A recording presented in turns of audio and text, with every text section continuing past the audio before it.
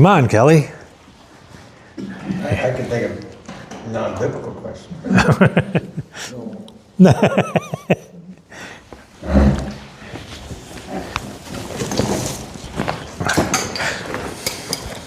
All right, I guess I'll have to get my worksheet out. Stuff on my news feed about Christians and Jesus and Mary and Magdalene and it's like, where'd all this come from? Well, I think that there's a lot of things out there that just add to confusion. And Out of curiosity, I looked at a couple of them and obviously they are not right. yeah, that's, you're going to find that there's probably more that's incorrect than are correct. Like just different videos, clips, reels, memes, things like that, that are just, I'm finding out the hard way as well. yeah. How far can they go as far as, what I've always wanted, remember the War of the Worlds, the movie? And Yes. people were committing suicide and all that back then. What if somebody does an AI where Trump declares war? Something that gets people all stirred up and people are jumping out of windows and stuff and it's just fake. How far can they legally take that? Legally? Well, I guess it just depends on, it depends on a lot of things, I guess, but legal aspect, I don't know, but for one, anyone that thinks that Trump can declare war doesn't know how our nation works. You're selling products? That's Congress's job to issue a declaration of war, not the president. So, Depends on how much money you got, what your name is in a lot of cases, yeah, how powerful you are. right. A common one that the View's been canceled. That started about a year ago. It's never been canceled, but I've seen it probably 50 That would be the times. blessing if it was. Probably should cancel it. But it's a pure blatant lie, but they get away with it. And nobody does anything about it. I don't understand who watches that. I've never seen it, but I'm just using that as an example. I hear plenty of things from it, but I've never watched it. Yeah, I've never I watched. think I've tried watching it once and I Yeah. just didn't like it. So Well, I think a lot of that, Well, who does watch it? Where's the numbers that say that it's supported? I don't think anybody does. Not around here. USAID. I think that's a lot of those things that no one watches is getting support through. You know, there's some Taxpayer money. programs out there that were funded and they got canceled because Well, think about the theory of evolution. How does it get propagated and funded? By your tax dollar. when Bill and I were kids, they canceled our favorite cartoons because they were too violent. Now there's much worse than TV. Remember we lost Quick Draw McGraw? There's a new animated movie coming out, I believe, on Christmas Day. It's supposed to be about David. Oh, it's already out the 19th. It actually looks kind of cute, but Oh, okay, I just saw I have advertising. tickets to it if you want to see it. They actually, speaking of videos, Bill, when I was scrolling yesterday, this one came across a mark of the beast that'll be on the forehead and the hand.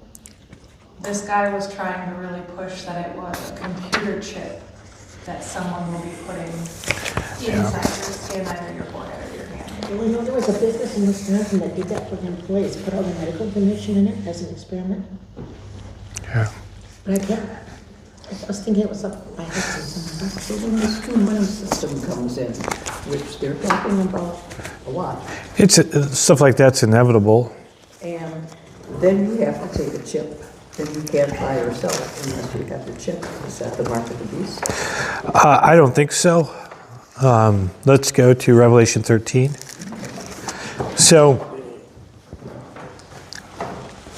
this comes up a lot, especially with all the social media stuff that hits on it like that. So there's things that lead up to it, I believe, that's been going on for decades. You know, that doesn't mean it's it. You know, it was Social Security numbers. That was thrown at by some Christians that, oh, there's 3 numbers, a dash, three sets of numbers, right? And somehow that could formulate into a 6 and a 6 and a 6. Well, Our senator from Wisconsin, William Proxmire, was one of the outstanding critics of using it as an all, you know how we use it now? Everything we have is, Yeah. he was one of the critics of not using it for that reason. Yeah. But Yeah. he obviously lost that battle. yeah, it was, when it was first done, it was never going to be used as identification. That's like, you know, the government that puts in a toll booth and says, we'll take it out as soon as the road's paid for. Yeah, sure. Anyway, there was that. Then there was, when the UPC symbol came out, that was a big threat. And remember how it had a 6 on the beginning, 6 in the middle, and a 6 on the end for the computer to read it. And so that's it right there. It's 666. That's the mark of the beast. And it's not that. And then it was the RFID, little chip. You know, that's been out since the 90s, talked about. And that's going to be implanted in your hand or implanted in your forehead and this, that, and the other. And then Google has come out with a tattoo that holds information. And so that's been the latest.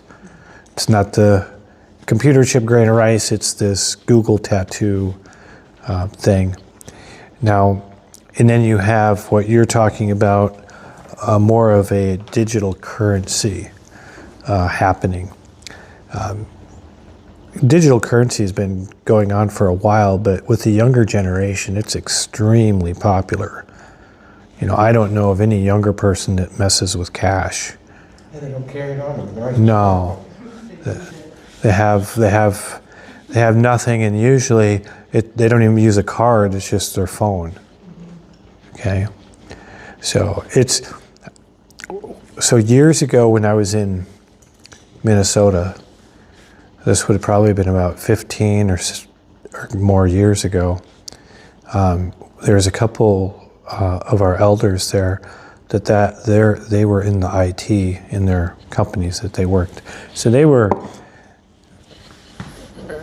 very much up to date on the things, and this is before really when Apple first came out with a smartphone, you know. And they talked about back then that there's what's coming, and it's still not quite here yet. What they said was coming was that everything will be on your phone.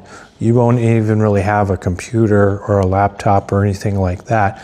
Everything is going to be on your phone. But like, you know, back then you would buy, like if you were buying Microsoft Office, you got a DVD that held the information and you could put it on your computer from that. It's not going to be that. Everything is going to be held by the companies and you have to subscribe to it. So all of that stuff was known way back then. And digital currency is, you know, it's going to be a reality. It's just a matter of time.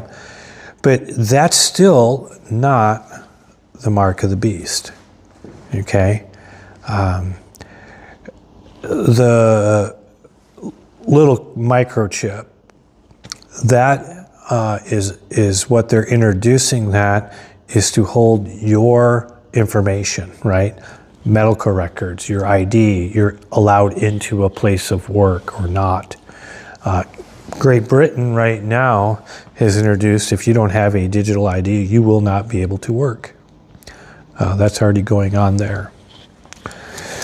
So that's what we see, but let's look at what Revelation 13 talks about. Now, starting with, this is going to be during the midpoint, okay?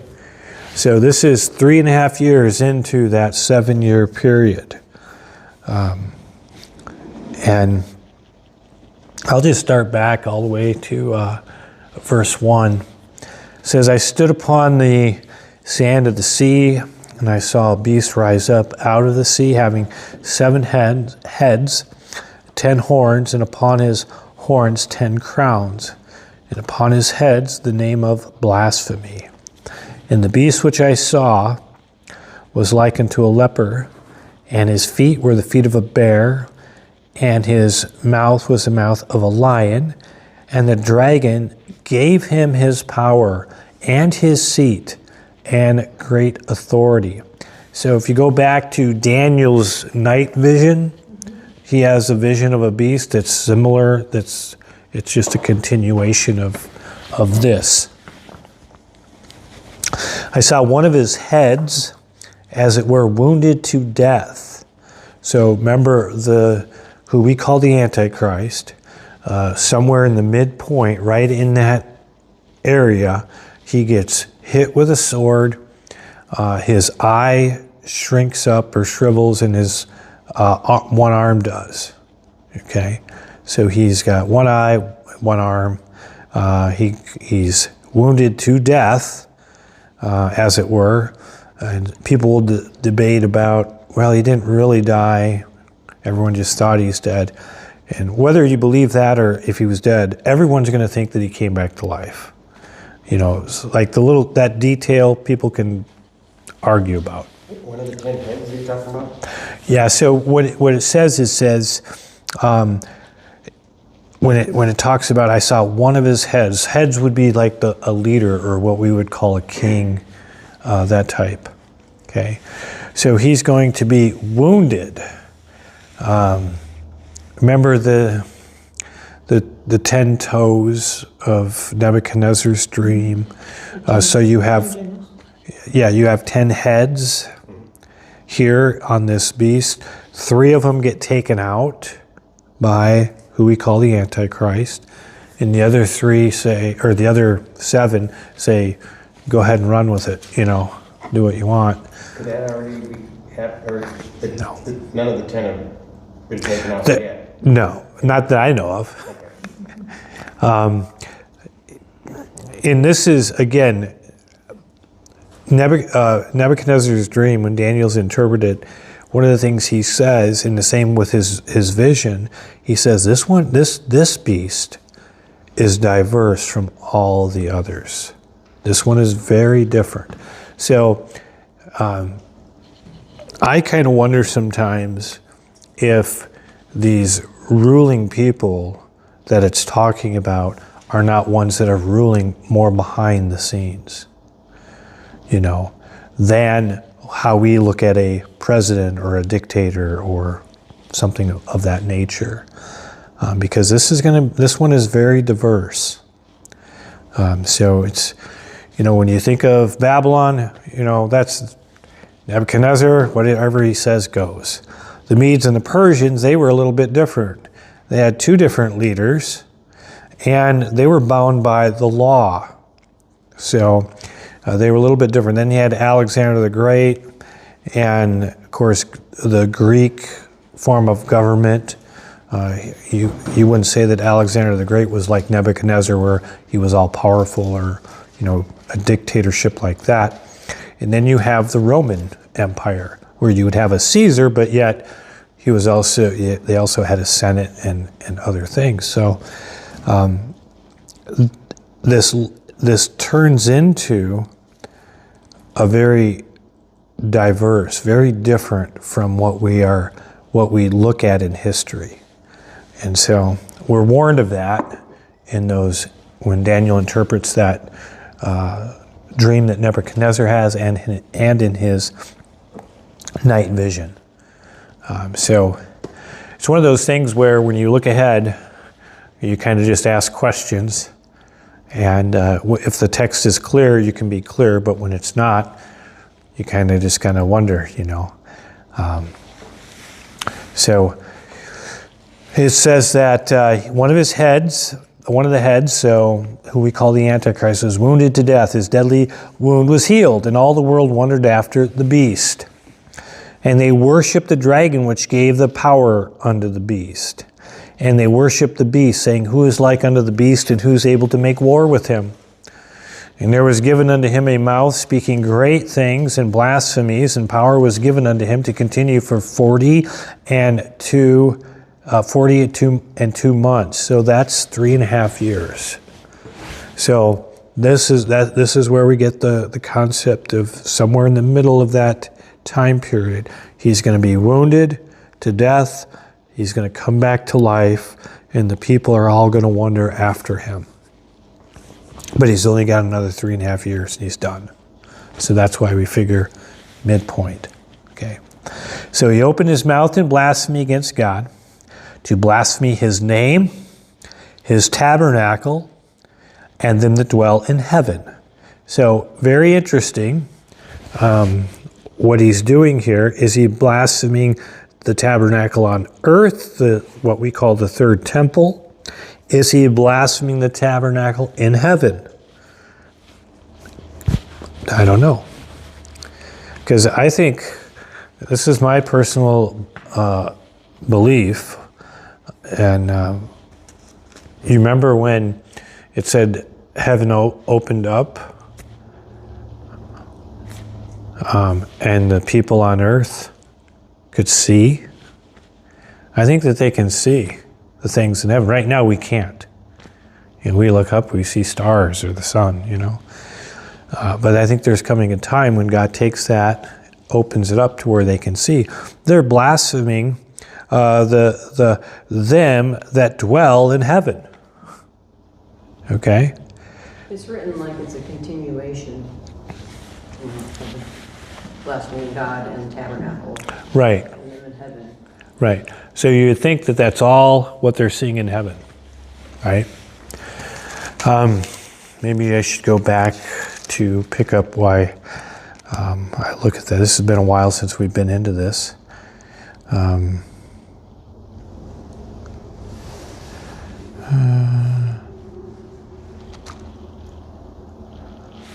I thought it was in chapter 5, but I'm not sure. Or maybe it was 6. It's right in the early part of it.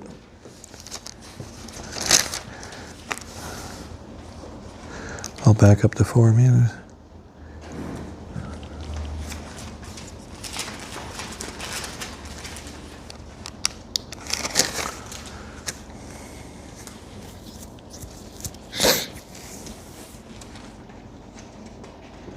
What are you looking for? He talks about it being opened up, and in the way it was worded, it sounded like to me that they could actually see from earth the things going on in heaven. Are you thinking 6:14? Haven't quite got to that, but maybe. Yes, 5:11 yes. says, I beheld and heard the voice of many angels round about the throne. Yeah. But, so go to 6:14. And heaven departed as a scroll when it was rolled together, and every mountain and island were moved out of their place. The kings of the earth and the great men, the rich men, the chief captains, the mighty men, every bondman and every free man hid themselves in the dens and in the rocks of the mountains, and said to the mountains and the rocks, Fall on us and hide us from the face of him that sits on the throne and from the wrath of the Lamb. For the great day of his wrath is come, and who shall be able to stand? So, think about what is going on here and what they're saying. This is during that beginning of what we call the tribulation period, the beginning of that 70th week of Daniel, the time of Jacob's trouble. This is the beginning. And what are they saying? They're saying, save us from the one who's sitting on the throne and the wrath of the Lamb. So it seems like to me that when it says the heaven departed like a scroll, all of a sudden they could see what was going on there. Now, I can be wrong, but it seems like that's how I would take it. I don't know why they would be saying these things like that if they didn't see it. With that mark, is it implied there'll be a one world currency, or does the Bible say there'll be a one world? And See, crypto? as far as I know, it doesn't say it. That's what we're gonna get into. So there's a lot of assumptions that people make. So let's go back to 13.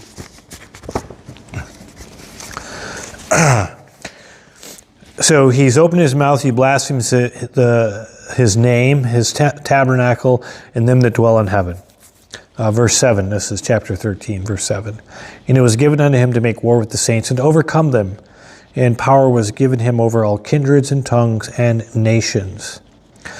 And all that dwell upon the earth shall worship him, whose names are not written in the book of life of the Lamb slain from the foundation of the world. If any man have an ear, let him hear. And he that leadeth into captivity shall go into captivity. He that killeth with the sword must be killed with the sword. Here is the patience and faith of the saints. And I beheld another beast coming up out of the earth, and he had two horns like a lamb, and he spoke as a dragon. Now, this is who we are going to call the false prophet.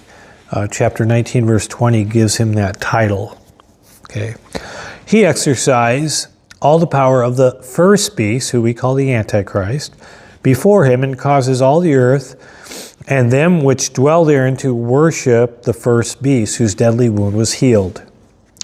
And he doeth great wonders, so that he makes fire come down from heaven on the earth in the sight of men. So he's going to be doing a miracle like Elijah was doing. And it says that, and he deceives them that dwell on the earth by the means of those miracles which he had power to do in the sight of the beast, saying to them that dwell on the earth that they should make an image to the beast, which had the wound by a sword and did live. So it looks like they're going to make some kind of statue of some sort, image of the beast who was wounded and came back to life. Are those two, the one is one of the 10? Is the second one, the false prophet, one of the 10? No. The first one of the 10? The one that had the wound? It seems like it from the earlier verse. There's another one that talks about him being the 8th from the 7th and things. So, but this other one, this false prophet, is not. He is looked at as a religious world leader that's going to direct people to worship the beast, and that analogous counterpart on God's side. Yeah, that would be like the Holy Spirit. Okay. Because you have Satan counterfeiting God the Father, you have the beast counterfeiting God the Son, and then you have the false prophet counterfeiting the Holy Ghost. So then he says that he tells the people that dwell on the earth that they should make an image like the beast, which had the wound by the sword and did live. And he had power to give life unto the image of the beast, that the image of the beast should both speak and cause that as many as would not worship the image of the beast should be killed. So this image that they made, he gives it life so it can speak and cause as many that would not worship the image of the beast should be killed. Okay, so this is where a lot of people start talking about AI. Okay, and he causes all, both small and great, rich and poor, free and bond, to receive the mark in their right hand or in their forehead. Okay, so now we're going to look into the whole mark thing. That no man might buy or sell save he had the mark or the name of the beast, or the number of his name. Okay, so from those things that it talked about there's three things, right? The mark, the name of the beast, or the number of his name. Whose identification is that? Satan? Yeah, that's the beast, right? That's his identification. Is that if you don't receive a mark with your identification? Has nothing to do with our identification. Has everything to do with his identification. You are aligning yourself up with him. So I don't worry about, I don't want a digital ID. I will stay away from it. But I am not because it just gets closer and closer and closer and gets people used to it. But I don't say that, oh, this is the mark. Don't do that. Your Social Security is about your ID. You know, it's not about his ID. So, you know, how is it going to be that you can't buy or sell without the mark? That is a big question. And that's why people will say that AI is used, a computer system. I don't think it necessarily has to be a computer system. 606. Yeah, that's just kind of old English. But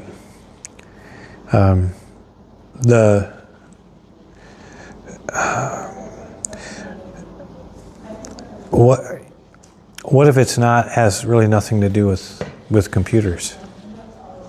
How else could you do? Well, you have to have the mark, right?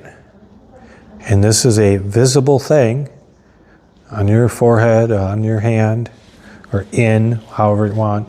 Binding, it could be scarring or cutting, it could Be all kinds of. Did you ever read The Oath? I have not. I think I listened to it. It's called The Oath. It's a book. I thought of that because that's about spiritual warfare. Yeah. The people who aren't saved, they start growing like a black mark that keeps spreading on their bodies. Yeah. I don't think it's anything like that, right? Right. And that's what. But your thinking is kind of similar to what I'm thinking. That what if this is just demonically controlled? You know, if you don't have the mark, because these people that are taking the mark, they're worshiping Satan. Okay, we just read that they're worshiping Satan. They're worshiping the beast. They're worshiping the image of the beast. These people are demonically influenced. So you're saying they're going to know when they take that mark, Yeah. that they don't believe in Christ, that they're going to worship Satan. I think the revelation that they have is mind-blowing, that they would still rebel. Most of the thought out there is you're gonna take it by mistake. Okay, so let's look at a few things. One, they're fully aware of God that sits on the throne. They're fully aware of the Lamb. Someone can argue with me that, they can't see it. Well, okay, I'll give you that. But they're saying, save us from him who sits on the throne, so they know, okay? Even if they don't physically can see it, which I think they can, but let's say they can't, they still know. They're saying, save us, hide in these rocks, okay? So they're aware of that. They had the two witnesses. They saw the miracles the two witnesses did. The two witnesses are put to death, and then they're caught up. They come back and they're caught up to God, up to heaven. So they have the 144,000. Then, if we go to chapter 14, there's the three angels. Now, look at verse 9, chapter 14, verse 9. The third angel followed them, saying with a loud voice, if any man worship the beast and his image, or receive his mark in his forehead or in his hand, the same shall drink of the wine of the wrath of God, which is poured out without mixture into the cup of his indignation, and he shall be tormented with fire and brimstone in the presence of his holy angels in the presence of the Lamb. And the smoke of their torment ascended up forever and ever, and they had no rest day or night, who worship the beast and his image, and whosoever receiveth the mark of his name. So, my assertion is that this happens before they take the mark, before the mark of the beast is implemented, right during that time frame, because it's a warning, don't take it. Yeah. So I think the amount that these people have been revealed to them is going to be incredible. And yet they're still going to rebel and go their own way, take the mark, and so on. Everything's actually, you talk, it's named the pre, mid, or post-trib. Yes. Now, and I get the impression the really bad stuff doesn't start till midpoint. Right. It almost seems like you can wander into the tribulation and not even know it. Yeah, no. Bad things haven't happened yet. Yeah, bad things happen. How do you know you're in the tribulation? Well, it starts with a confirming of a covenant with many for a 7-year period. So it's very distinct. Okay, that's the beginning of it. Saying that's already, the Abraham Accords. How do you know hype from real? Okay, so you would have to say, okay, if it was the Abraham Accords, is it for a specific amount of 7 years? If the answer is no, then they don't even qualify. Okay. Another good point that would show is the building of the tabernacle. Or the, Yeah, another tabernacle or the temple. Either, I mean, we don't know. Could be. It doesn't necessarily have to be a stone building. It could be a tent, right? When will that get put up? We know it's there. We know it's there by the midpoint. it's gonna be there before the middle of the. Right. We know it's going to be there for sure then. So how far back? I don't know. If you saw them starting to build that, you know you missed the boat. No. Not necessarily. Because you still might. The rapture's still. That's what's confusing. They could have a temple right now in Jerusalem, and I would just say, it can't be long. That would be my attitude. Because the start of it is the confirming of the covenant. Okay. If we want to take a little detour to go to Daniel chapter 9. This is the 70-week prophecy.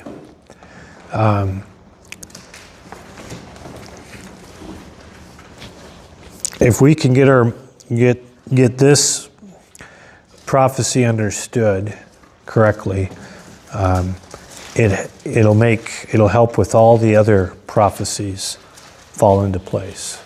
Okay, so it's Daniel 9, verse 24. 70 weeks are determined. So this is 70. When it says weeks, it just simply means units of 7. Okay, don't think of it as 7 days. It's the English equivalent is if I say I have a dozen.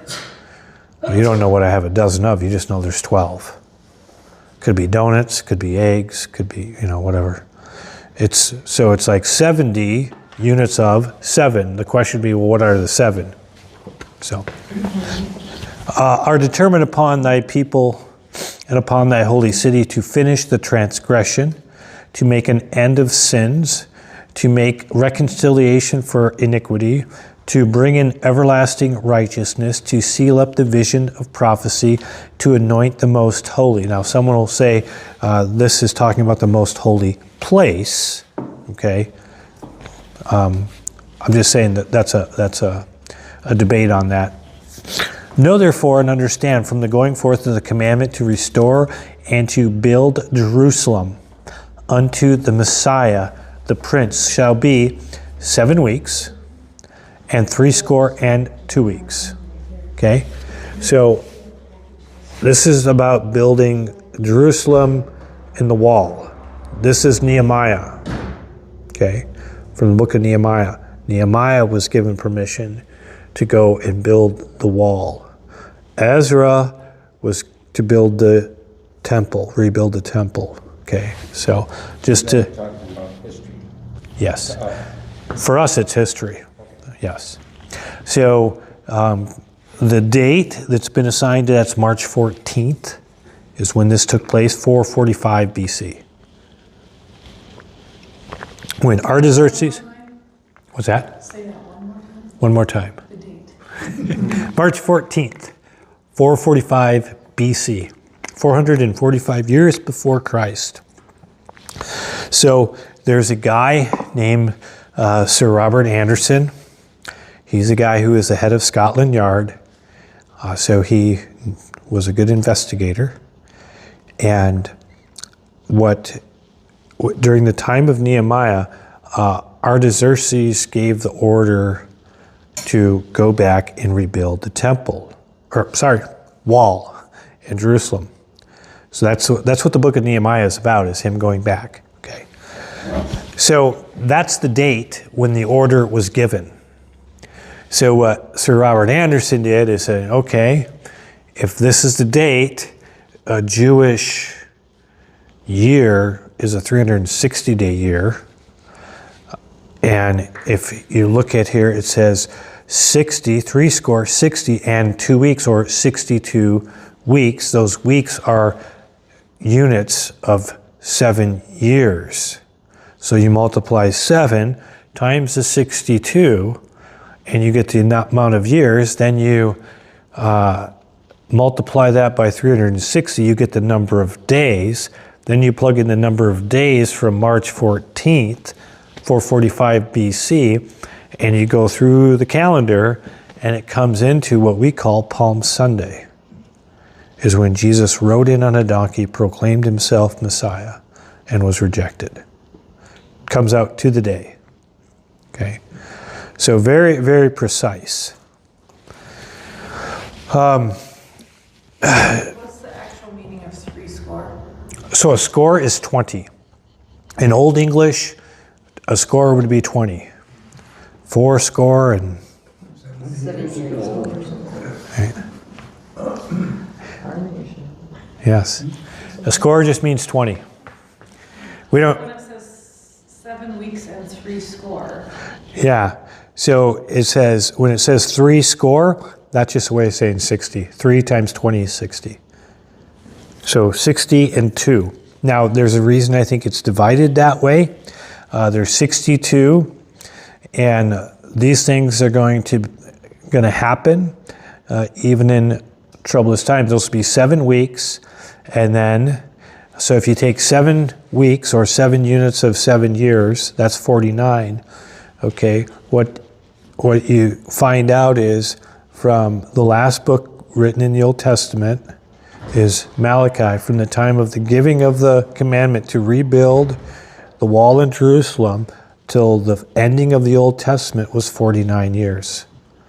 And that's why I think it has that first 7, because he could have just said 79, but he didn't. He says 7, and then there's going to be what we call a 400-year period of silence before the silence is broken, but nevertheless the clock isn't stopped. It's another 62 weeks, and there's a lot of neat mathematical things that you can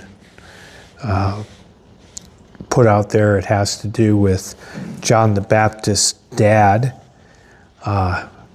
finally being able to say his name is John. And that's when the silence is finally broken of that 400 years.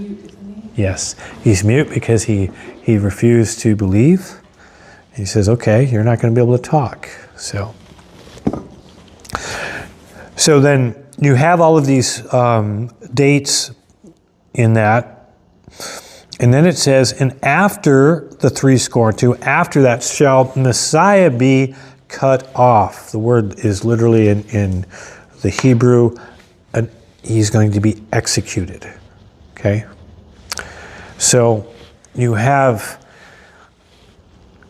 7 weeks that are going to take place, and then 60 in 2 weeks, so that's why we get 69 when you add those.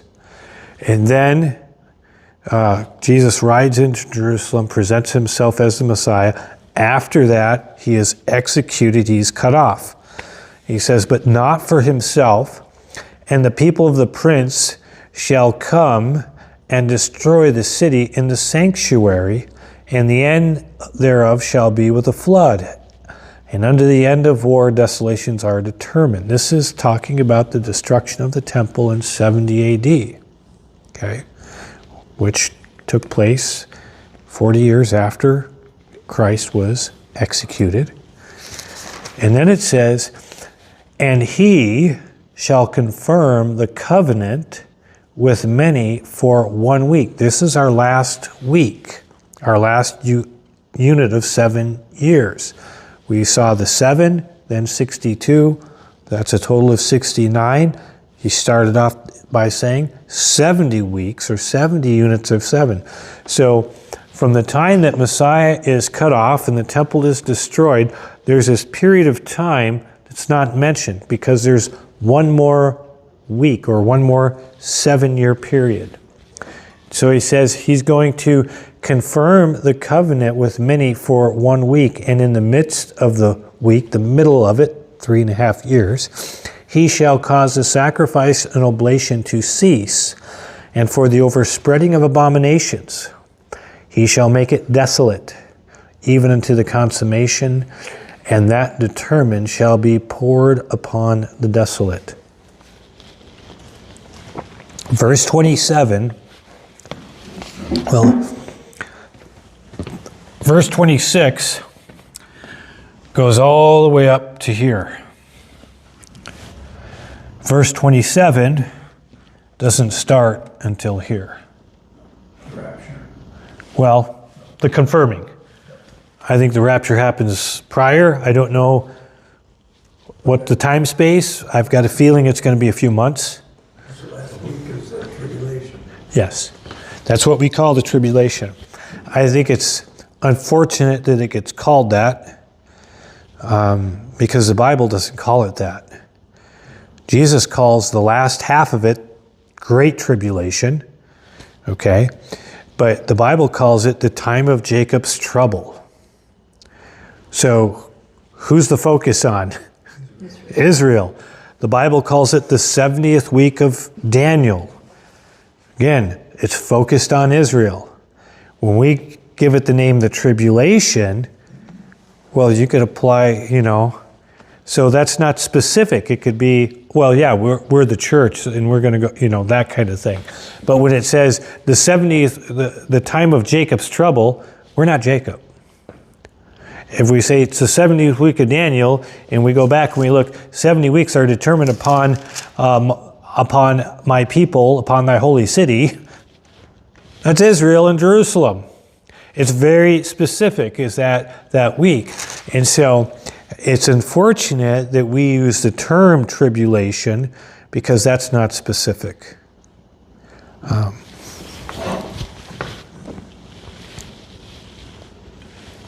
I think it's one of those misnomers that causes problems down the line. Like a lot of things. I might have to do a sermon series on that. Just all the different things that are not a biblical concept that we use, terms. Okay, so that is where we get the week, that 7-year period, And it's very, again, specific to time of Jacob's trouble, the 70th week of Daniel. And it kicks off with that confirming. I got to talk to Dr. Jimmy DeYoung one time. This was way back when Brennan House was still doing his seminars, and he was doing one they did a lot in Minneapolis, and whenever they had one, I'd go there when I could. And Jimmy DeYoung was speaking there. Well, for the conference, I'm walking around, and he's just standing there. So I went up and started talking with him, and I was presenting him an idea of an end time scenario. Just let me put it that way. And I made the mistake about when I said he signs a treaty for 7 years. And he goes, oh, there's nothing that says he signs a treaty. He confirms the covenant. He was correcting me and I know the verse, right? It's like, well, yeah, you're right. That it doesn't say anything about signing a treaty. But that's just one of those things that has been out there for so long, you just grab a hold of it and you don't examine it, and then you start repeating it. And he's right. Because his thought was the treaties are in place, this guy's going to make them stand firm. He's going to hold them accountable for that 7 years. So anyway, I think it's very important to use biblical terms. Well, theoretically, could it be a pre-existing document? Yes. That has, he reconfirms it's got 20 years left, so you couldn't tell by looking at it. But at 7 years, he ends it. He goes back. Well, the midpoint he does.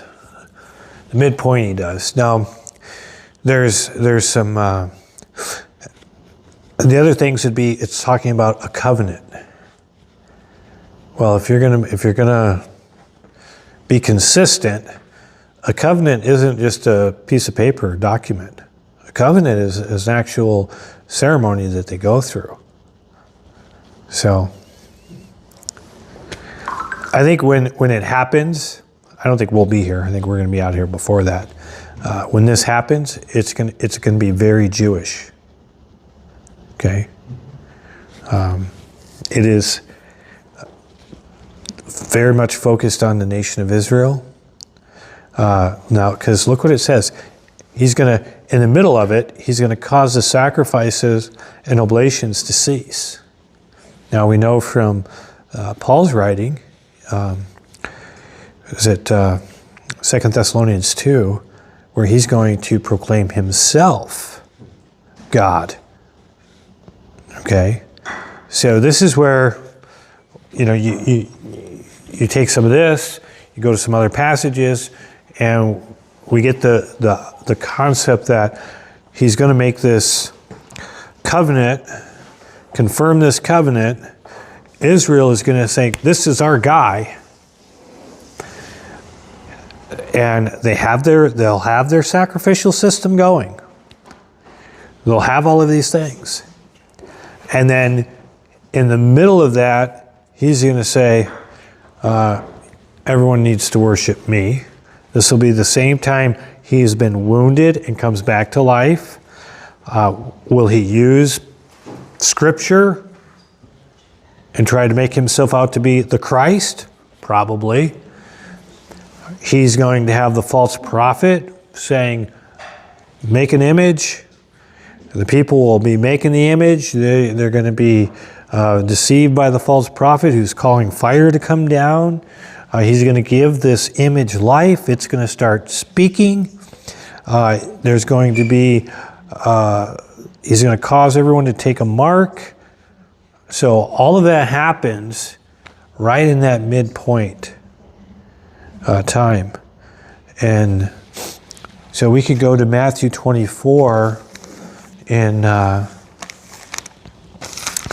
see what Jesus says about this time.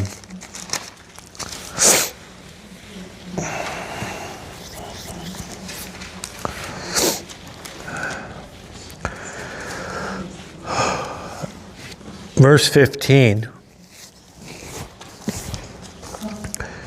When you therefore shall see the abomination of desolation spoken of by the prophet Daniel, by Daniel the prophet, stand in the holy place.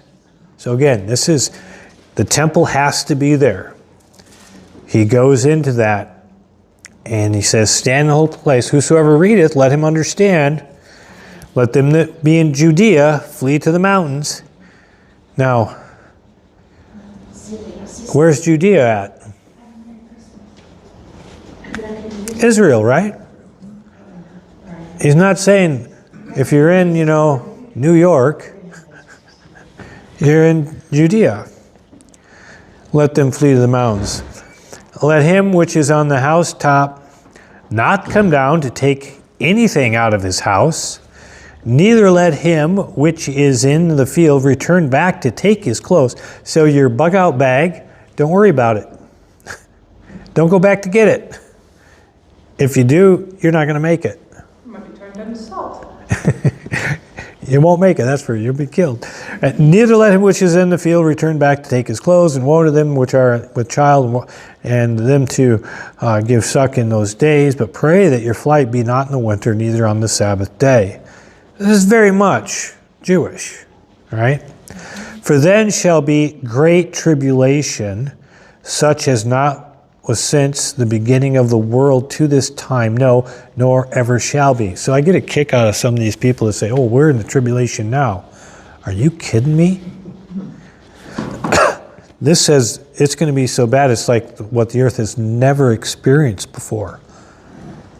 What confuses me, this is in, what we're talking about in Matthew, New Testament, which Jews don't believe in. Mm-hmm. Sounds like Jesus is talking to them. How are they going to get this message when they don't believe? So, They don't even know it exists. So what I think is going to happen is when the two witnesses come on board, what are they going to say about the New Testament? Right. The 144,000, same thing. The angels are declaring things. If heaven is open, like I'm saying it, I think it is, they see Jesus and he still has his scars. So between them believing in God and being very religious, because they're going to believe this and do what it says, they still at this point don't believe that Jesus is Messiah. No, I think that the ones that take heed do. I think the ones that take heed, they're going to realize this is not our Messiah sitting in the temple, and they're gonna flee. What kept them from being raptured is until that point they didn't believe it. Right. They're not part of the church. Yeah. So these are going to be people that come to believe. So there's kind of a preview to this in 70 AD. So there are people that are more historians on the early church that said when Vespasian went back to Rome and left Titus in charge, and his army was just there, surrounded Jerusalem, but wasn't doing anything, that the Christians took Jesus' warning from Luke and left, got out of there, and none of them died. And that would be very similar to what's going to happen during this time. When they see that, if they get out, they'll have time to escape. If they go back to get clothing or whatever, they're not going to make it. They have to just trust God. How did that weird belief of what's called pragmatist or what? Preterism. Preterist, yeah. What was the benefit to someone that came up with that belief? Well, I don't know if there's any benefit to it. What they did is, what is it, Luke 18 or 21?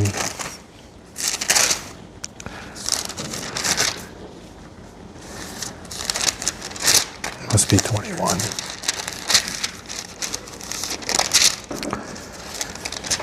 Okay, Luke 21, verse 5.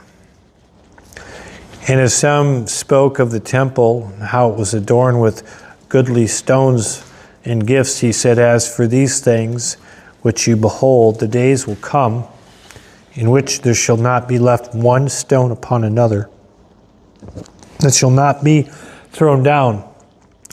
And they asked him, saying, Master, but when shall these things be? And what's the sign there will be when all these things shall come to pass? Now look at the questions that they're asking. When will this happen, and what's the sign? He's talking about the destruction of the temple. Very different than Matthew 24. I'll read the questions from Matthew 24 because I still got my finger there. They said that when Jesus says, there shall not be left here one stone upon another that shall not be thrown down, he sat upon the Mount of Olives, so he's away from the temple. The disciples came to him privately saying, tell us, when shall these things be, and what shall be the sign of your coming and of the end of the world? Very different questions, okay? So it's significant that you realize these are two different occurrences. It's not the same thing recorded two different ways, okay? Here they're talking about the temple. They're saying how it's adorned and stuff. And then he says, take heed that you be not deceived. Many will come in my name saying, I am Christ. The time draweth close. Go ye not after them. But when you shall hear of wars and commotions, and be not terrified, for these things must come to pass, but the end is not by and by. Then he said to him, nation will rise against nation, kingdom against kingdom, and a great earthquake shall be in diverse places, and famines and pestilence and fearful sights and great signs there shall be from heaven. But before all of these things, that is key to understand. Before these, they shall lay their hands on you, persecute you, delivering you up to the synagogues and into prisons, being brought before kings and rulers for my name's sake. And it shall turn to you for a testimony. Settle it therefore in your hearts, not to meditate before what you shall answer, for I will give you a mouth and wisdom, which all of your adversaries shall not be able to gainsay nor resist. And you shall be betrayed both by parents and brothers and kinsfolks and friends, and some of you shall they cause to be put to death. And you shall be hated of all men for my name's sake. But there shall not a hair of your head perish, and in your patience possess ye your souls. And when you shall see Jerusalem surrounded with armies, then know that the desolation thereof is nigh. Then let them which are in Judea flee to the mountains, and let them which are in the midst of them depart out, and let not them that are in the countries there go enter in there too. So stay out of Jerusalem, right? When you see 70 AD, right? yes, when you see Jerusalem surrounded, that happened, okay? Now, but the key is to realize that verse 12 says, before nation rises against nation, before the earthquakes and the famine, before those things, this is going to happen. Matthew is different. Matthew, these things are going to happen, then this is going to happen. So it's two different accounts, two different places, and two different things that they're talking about. But they get lumped in as the same discourse, and it's different. So what the preterists said is say, see, this is 70 AD. And I'd say, yeah, that is 70 AD. So then they take that and they put it on Matthew 24 and say, that's 70 AD too. So that's where they're going with that. I don't think they're necessarily trying to get a benefit. It's just a bad interpretation. So is the book of Revelation kind of baloney to them? No, they're saying that's describing what took place in 70 AD. So there was a mark of the beast, and oh, well, that was Nero. So he caused everyone to not to buy or sell. How do you? Where's the Messiah All of come that. back? So then, what's next? I don't know what the preterists believe is next, because they don't believe in a rapture. They don't believe in.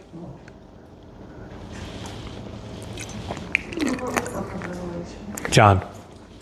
Same John that wrote the Gospel of John, 1st, 2nd, 3rd John. He was called the Beloved. There's, we would call them apostles, yeah. So New Testament compared to Old Testament prophets. So he was part of the group of guys that followed Jesus. Yes. So the disciples, We're on the same page. yes. Yep. Yes, that John. What's that? Well, there's John the Baptist that was put to death. Yeah, he's, One of the guys that followed them around. So there was two Jameses. yes. That's where I got confused. So there's the one that you're going to read about the most is James, son of Zebedee. Okay. He gets put to death. There's James, the half-brother of Jesus, who wrote James. But they're two different ones. One was a disciple, and the other was a half-brother who didn't believe until after the resurrection. How was he half-brother via who? What? Half-brother via who? Half-brother, what? Of Jesus. So Joseph was the dad of James, where God is the dad of Jesus. Oh, so Okay. Mary had a baby after. Lots of them. Yeah. Yep. The Catholics don't believe that.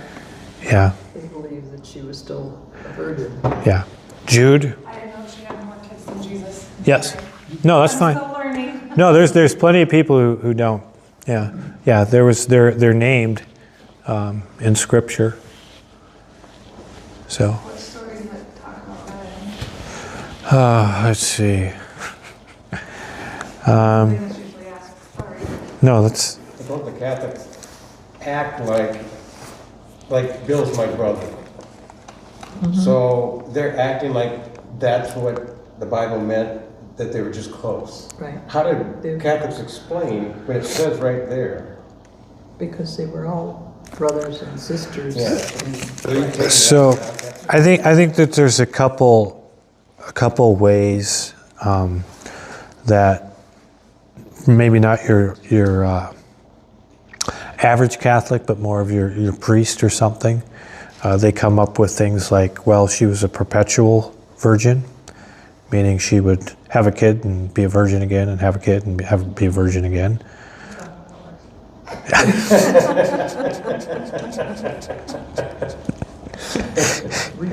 I'm just saying. How far apart in age were they? It doesn't say. Doesn't say. We were hitting on that Wednesday, I believe. What passage were we in? I don't think it was here Wednesday. Oh, maybe it was a week ago Wednesday or something. Yeah, that's where I was thinking.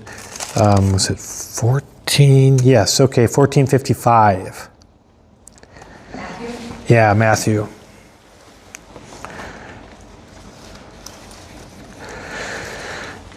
It's when he says, "Is not this the carpenter's son?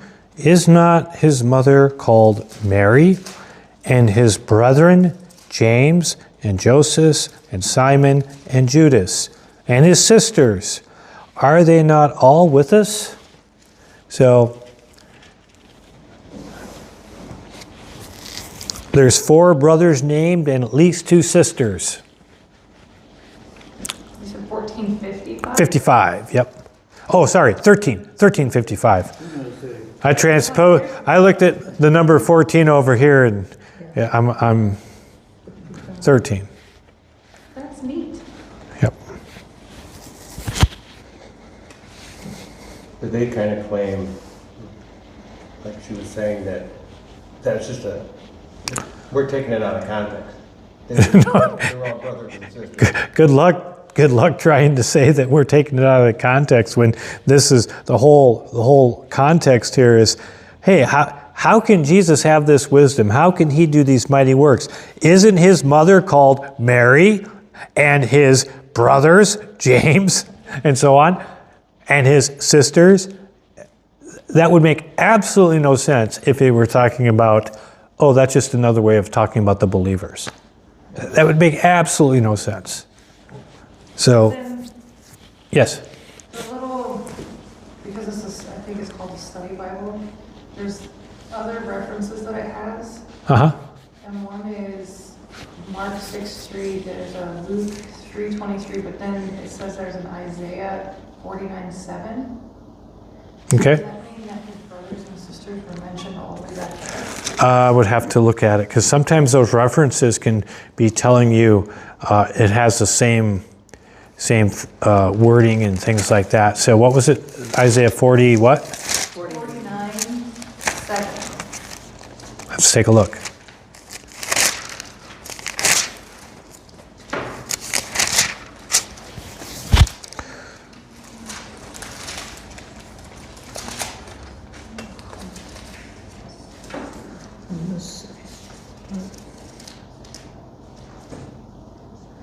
Yeah, I don't see anything there about brothers or sisters.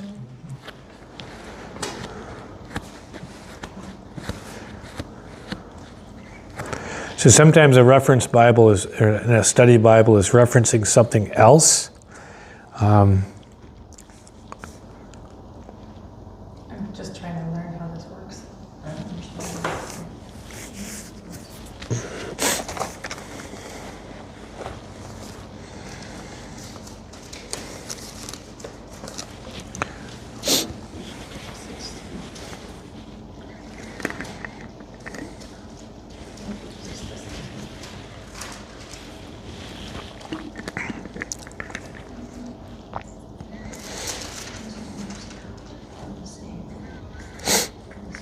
Yeah, Jude, that's mentioned there,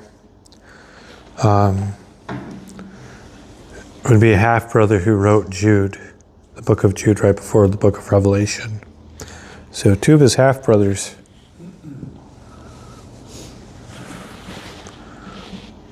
wrote scripture. Every time I hear that, I think of the Beatles song. I can't help it. It's in the brain.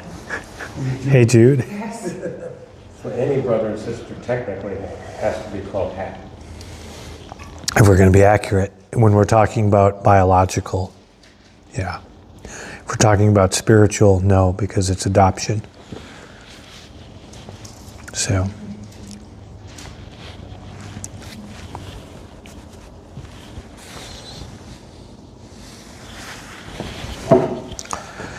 Okay, so anyway, that's kind of how the preterist view of some of it. I didn't go far down the preterist hole because it's nonsensical as far as I'm concerned. And then you go off into replacement. Yeah. Yes. I'm always curious about that because Jay, that used to be here, went down there to a meeting. He was going to straighten them all out and debate them, and he became one of them. So what did they say that turned him around? I don't know. Somebody that's that knowledgeable. But I know when I went to Bible study with Jay, he talked about this revelation being the destruction of the temple in 70 Yeah. AD. Was able to come up with stories of how this relates to this, that, you know, I mean, Yeah. yeah. The one book that he would never do a Bible study on was Revelation. And then he went to that conference down there, and when he came back, he said, well, my interpretation of Revelation was this way before I went, but Yeah, I changed my mind. right. Yeah. Yeah, that happens a lot. Well, there's a world of difference between the way he did a Bible study and the way you do it. I'll tell you. Yeah. Anybody can go through the whole book of the Bible in 1 hour. Well, if you're just hitting the highlights, you could. Well, I mean, it's not like this. It's not like I never learned anything. But there was a whole lot more there that I could have learned. Sure. But again, that's not a salvation issue. Being a preterist? No. No. In the scheme of things, if we just kind of step back, we have to, at least I do, I realize that when it comes to end times, good chance I've got stuff wrong. I'm trying to stick as close as I can to Scripture, compare Scripture with Scripture, interpret passages in their context and things like that, but, it doesn't mean that you got everything perfect. But the important thing is, like you said, the salvation issues. Jesus is God. He's not just a man. He wasn't an angel, or anything like that. He's God who became man to die in our place and pay for our sins. And we receive that as a free gift by faith, by trusting in what he did for us. Those things we really need to stand solid on, and the Bible, I think, is very clear on, compared to looking at prophecies in the end time. I think some things are clear. I think some things, like I talked about, can they actually see in heaven and see the throne?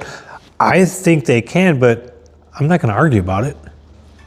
I can say that the people know that there's someone sitting on the throne, because they say, hide us from him that sits on the throne and from the Lamb. So they know about it, and I can stand on that solid, because it clearly says it. But whether they can see it or not, I'll say, well, I think that they can, but maybe I'm wrong. So there's some things, I think, when the Bible's clear, you stand solid on, and other things that if it's not clear, you don't stand solid on those things.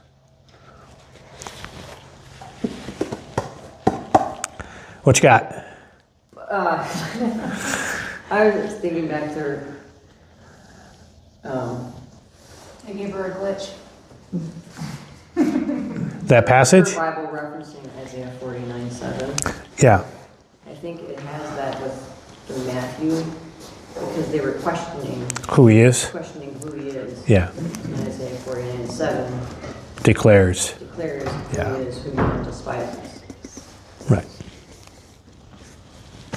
Okay, so I had a really weird thought just now about Lazarus. Okay. Just remember that I haven't read that part yet. That what? That I haven't read that part yet. Okay. The song that keeps coming across the radio station that I listen to. And then I think about that one blonde comedian, he's a Christian comedian. He's got longer blonde hair. And Okay. he's talking about, like, could you imagine being Lazarus, finally getting to where you were happy and free in heaven and everything was wonderful and you got comfortable after 4 days and then all of a sudden, no, come back. You don't need to go. Right? Dude, was there any other accounts, like how they have other accounts outside of the Bible that Jesus was alive, that he was resurrected? Is there other stuff like that about Lazarus out there? Did you ever think about I don't know. life on the other side to know, like about the soul? Well, there's not going. I don't believe there's going to be any account of him talking about it, simply because the Apostle Paul was caught up to the third heaven, and when he got back, he said he couldn't say, it wasn't lawful for him to tell us what he saw. So Lazarus, when he died, he went to a place called Abraham's bosom. So it would be a completely different scenario. Yeah. So it's what Jesus called paradise when he was on the cross. So it'd be very different than being in where we think of heaven. Anyway, so. It's another phone call I'd like to have to Lazarus. So. Okay. Anything else? Yeah, can we go back to Revelation 13? Sure.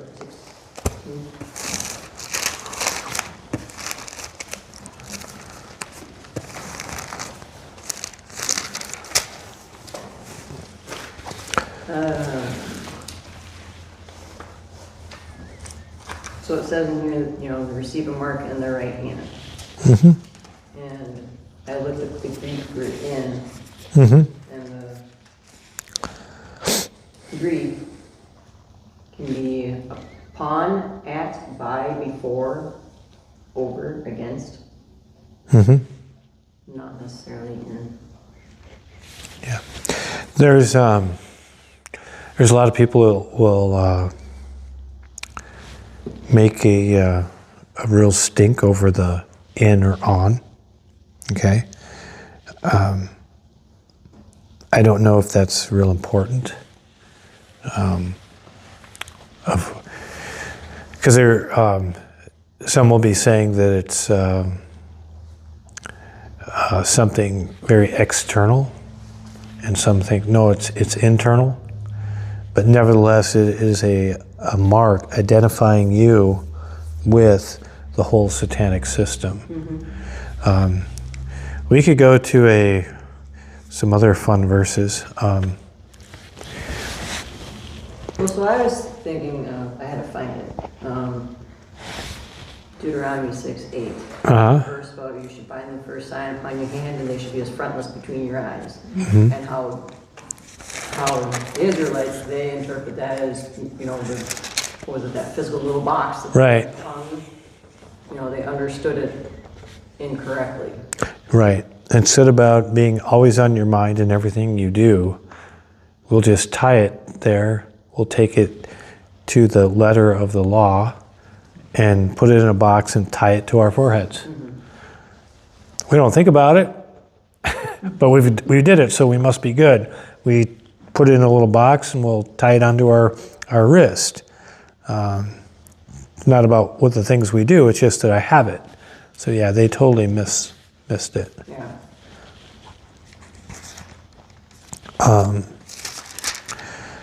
That's 5:5. Where was that?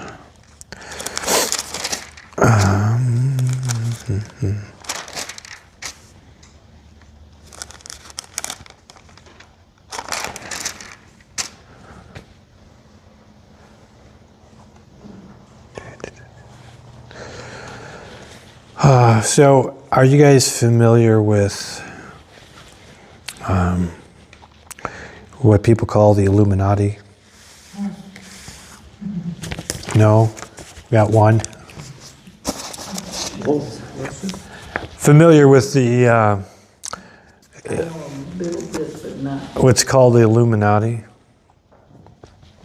that our presidents supposedly, George Washington and That would be the Masons? Oh, those guys were the Freemasons. Yeah, the Freemasons. yeah. So,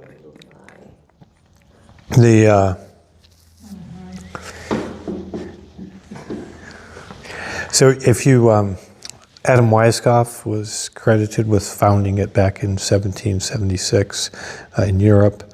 It was a plan in a group to basically create a one world system. It was discovered, I think, that there was a messenger. What they do is they infiltrate the different government heads and stuff like that. There was a messenger with plans, I think it was Bulgaria or someplace like that. The rider got struck by lightning. They found the information and then they started hunting them down. They had to flee and hide out and overtook the Masonic Lodge and all of this. But anyway, what you were saying is the whole one eye thing, the all-seeing eye. It's on your dollar bill, things like that. What is the big deal about the one eye?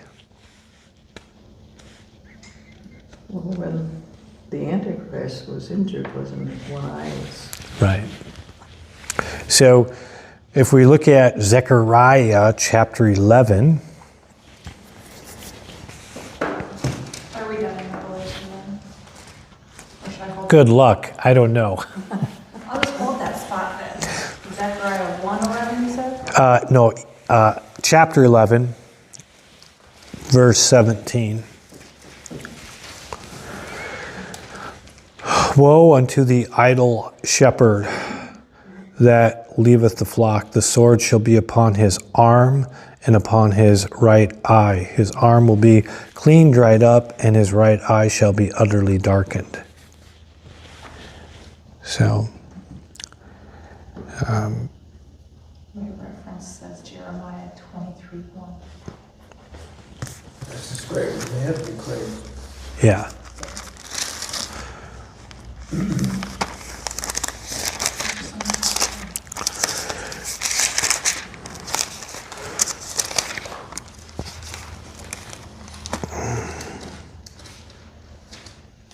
Yes, woe unto the pastors that destroy and scatter the sheep of my pasture, saith the Lord. So who's the worthless shepherd now? Satan? In Zechariah, I think is who we call the Antichrist, the beast, the idol shepherd. I think that this is a reference to his deadly wound. Mine says, who deserts the flock? Yeah, yep. Who's deserting his own people, or? Not caring for them. He's going to have a following, but the Antichrist literally will turn on them, demand worship for himself. So, So is this what they get the eye from? That you're talking about? I don't know if they realize it, but I think that that's what it's all about, is he's going to have a one eye. If you want to get into some crazy stuff, this isn't biblical, okay? We're taking an off ramp for a sec, okay? But you know how Satan loves to counterfeit. He likes to do things similar but twisted. Well, all through the Old Testament, you have all these pictures of the Messiah, you know. Well, wouldn't Satan want to do the same thing? Yeah. Well, how would he do that? He doesn't, I mean, there is a satanic Bible, but it's not like ours, you know. How would he do that? He's the prince of the power of the air, right? What if it was through movies, things like that? Same type of message going over and over and over. I heard it was music.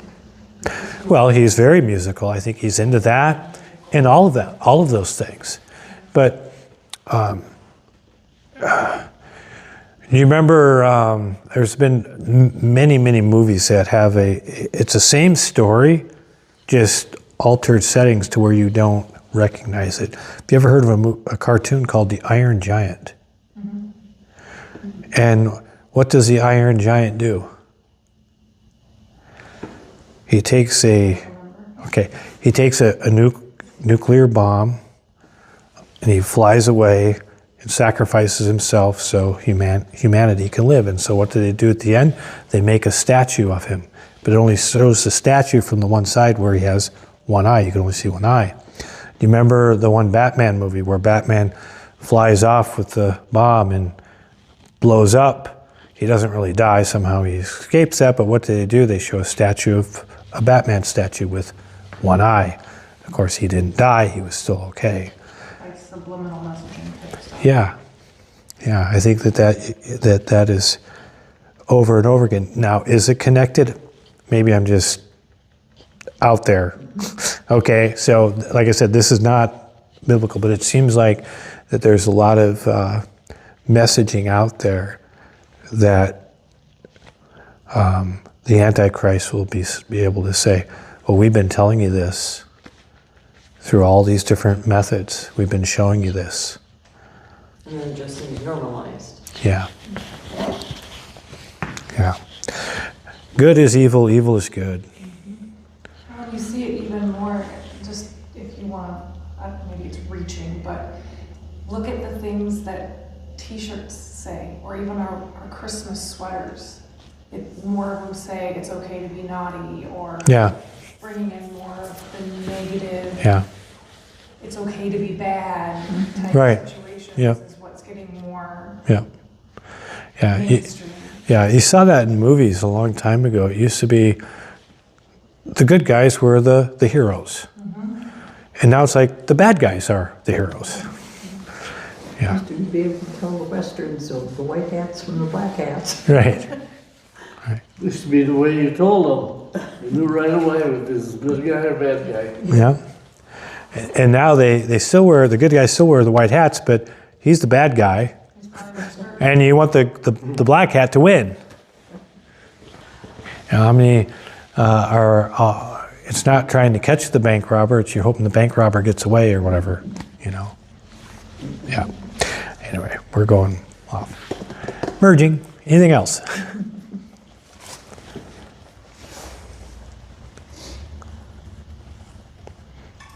Okay, well. Well, let's go, Lord, in prayer then.